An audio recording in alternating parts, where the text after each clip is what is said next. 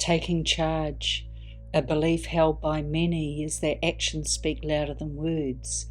I don't think anyone would dispute that, but I want to take it a step further. What happens before the action takes place? Have a think. To my mind, it's a thought. Nothing can happen until the thought to do so occurs, and before that thought is a feeling, and there's even some debate about which of those comes first. Everything comes down to how you feel. Everything stems from there. So doesn't it make sense to feel as positive as you can? How can you do that when you're trying to heal through the trauma you experienced, especially when triggered?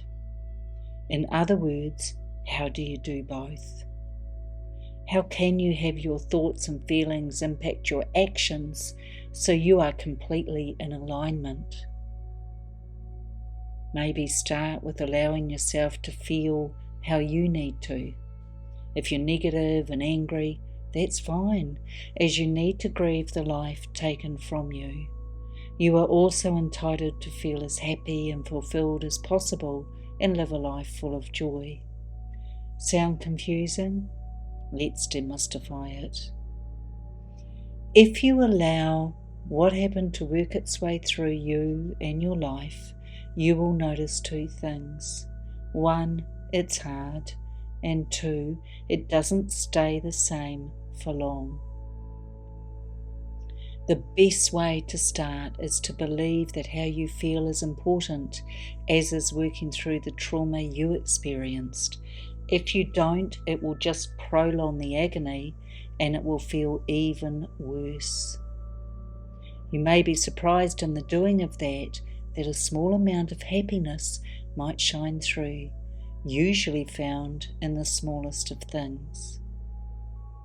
Because the mind can't hold on to happiness and sadness at the same time, one of them will need to exit. So, take time to notice what makes you smile. Depending on where you are in your recovery journey, may mean you are some way off from experiencing joy or fulfillment. That's okay.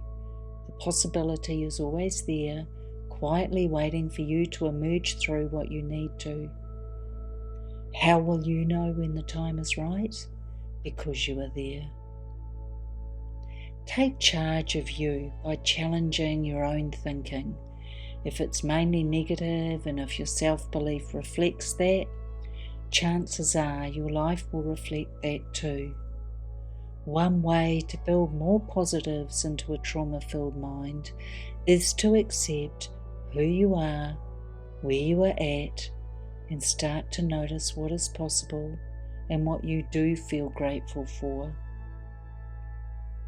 This has a way of changing our neuro pathways to more positive outcomes over time.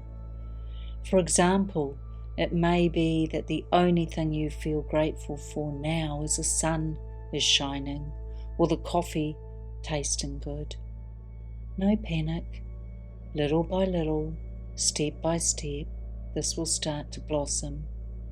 You will find you naturally have more to feel grateful about.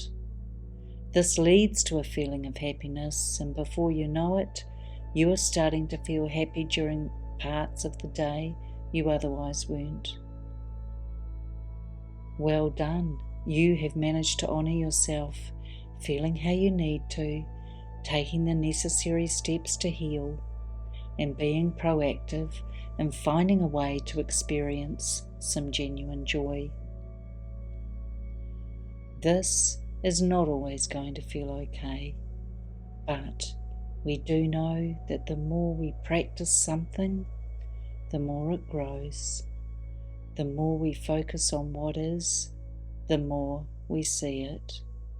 After all, it was Wayne Dwyer who once said, "You'll see it when you believe it."